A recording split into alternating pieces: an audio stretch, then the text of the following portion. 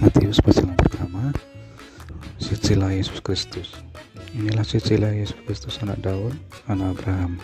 Abraham memperanakan Ishak, Ishak memperanakan Yakub, Yakub memperanakan Yehuda dan saudaranya. Yehuda memperanakan Peres dan Zerah dari Tamar. Peres memperanakan Hezron, Hezron memperanakan Ram, Ram memperanakan Aminadab, Aminadab memperanakan Nahason, Nahason memperanakan Salmon, Salmon memperanakan Boas dari Rahab, Boas memperanakan Obed dari Rut, Obed memperanakan Isai, Isai memperanakan Raja Daud, Daud memperanakan Salomo dari istri Uria, Salomo memperanakan Rehabeam, Rehabeam memperanakan Abia, Abia memperanakan Asa, Asa memperanakan Yosafat, Yosafat memperanakan Yoram, Yoram memperanakan Uzia, Uzia memperanakan Yotam, Yotam memperanakan Ahaz, Ahaz memperanakan Hizkia, Hizkia memperanakan Manasye, Manasye memperanakan Amon, Amon memperanakan Yosia, Yosia memperanakan Yekonya dan saudara-saudaranya pada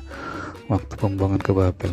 Sesudah pembuangan ke Babel, Yekonya memperanakan Shealtiel, Shealtiel memperanakan Zerubabel, Zerubabel memperanakan Abihud, Abihud memperanakan Eliakim, Eliakim memperanakan Azor, Azor memperanakan Zadok, Zadok memperanakan Hakim, Hakim memperanakan Eliud, Eliud memperanakan Eleazar, Eleazar memperanakan Matan, Matan memperanakan Yakub, Yakub memperanakan Yusuf suami Maria yang melahirkan Yesus yang disebut Kristus.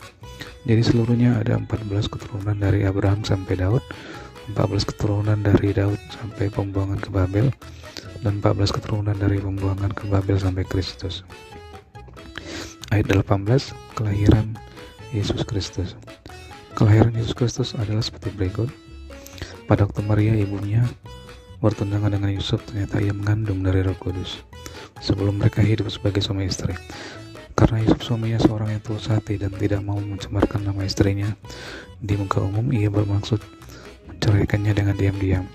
Tetapi ketika ia mempertimbangkan maksud itu, malaikat Tuhan nampak kepadanya dalam mimpi dan berkata, Yusuf anak Daud, janganlah engkau takut mengambil Maria sebagai istrimu, sebab anak yang dalam kandungannya adalah dari Roh Kudus.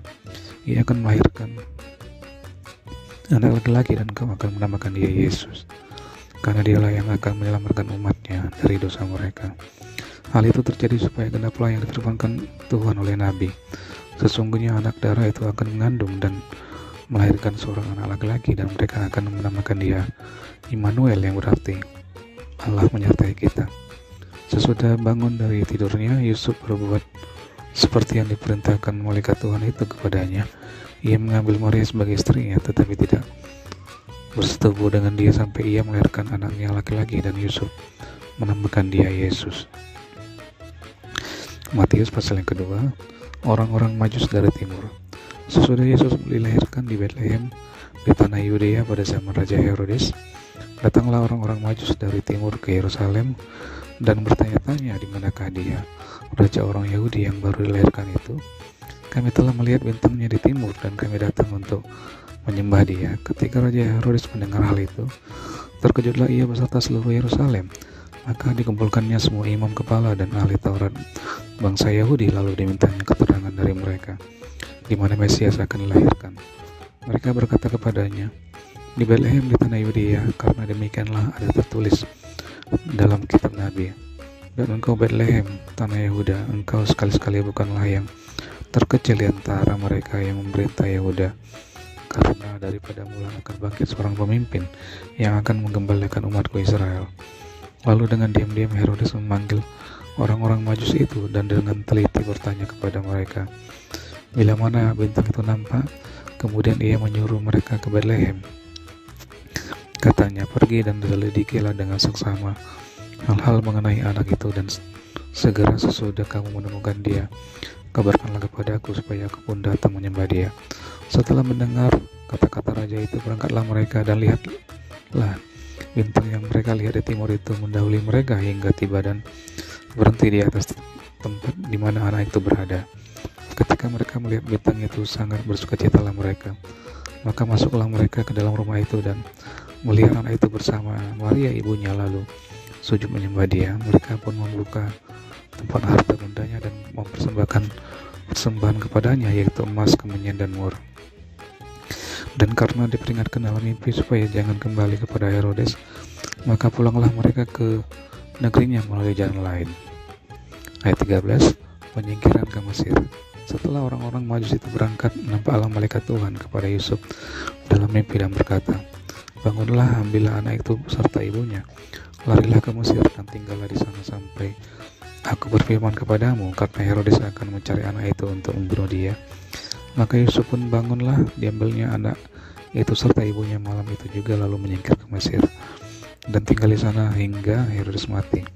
Hal itu terjadi supaya genaplah yang difirmankan Tuhan oleh Nabi, dari Mesir kupanggil anakku. Ayat 16, pembunuhan anak-anak di Betlehem. Ketika Herodes tahu bahwa ia telah diperdayakan oleh orang-orang Majus itu, ia sangat marah, lalu ia menyuruh membunuh semua anak di Betlehem dan sekitarnya, yaitu anak yang berumur 2 tahun ke bawah, sesuai dengan waktu yang dapat diketahuinya dari orang-orang Majus itu. Dengan demikian genaplah firman yang disampaikan oleh Nabi Yeremia. Terdengarlah suara di Rama, tangis dan ratap yang amat sedih. Rahel menangisi anak-anaknya dan ia tidak mau dihibur sampai mereka tidak ada lagi. Ayat 19, kembali dari Mesir. Setelah Herodes mati, nampaklah malaikat Tuhan kepada Yusuf dalam mimpi di Mesir, katanya, bangunlah, ambillah anak itu serta ibunya dan berangkatlah ke tanah Israel, karena mereka yang hendak membunuh anak itu sudah mati. Lalu Yusuf pun bangunlah, diambilnya anak itu serta ibunya dan pergi ke tanah Israel.